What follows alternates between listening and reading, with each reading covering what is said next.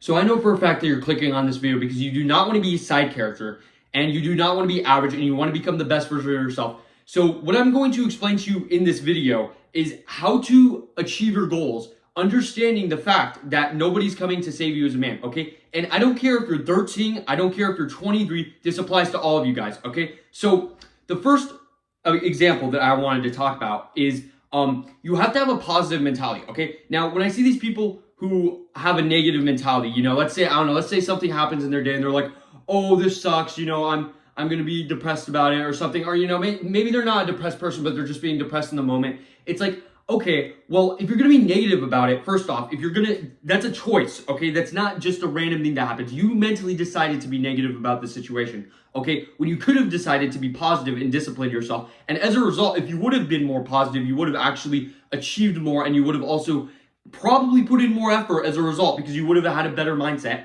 Okay, so when I see people who don't have a positive mentality, I don't really feel sorry for them because it is absolutely a choice. Okay, and it does not benefit you. It does not benefit the people around you. It does not benefit anyone at all in any way, shape, or form to be a negative person. Okay, so you have to be positive. Now, the second thing that I wanted to talk about is when you are working towards becoming a successful person, you have to be frustrated at the fact that you haven't achieved your goals yet. You have to be mad at the fact that you don't have bigger muscles. You have to be mad at the fact that you don't have more money. You have to be mad at the fact that you haven't achieved whatever you want to achieve in your life, okay? Because nobody is going to do the work for you, okay? And you have to use your anger as motivation and as fuel to work towards your goals, okay? You have to direct your emotions, okay? And that doesn't just go for anger. That goes for anxiety. That goes even for depression. It goes for everything, every emotion that you have, okay? Because if you're, for example, let's say you have anxiety, and I've talked about this before, you have to have anxiety about the fact that you haven't achieved your goals yet, and then boom, you're going to start doing some more, right?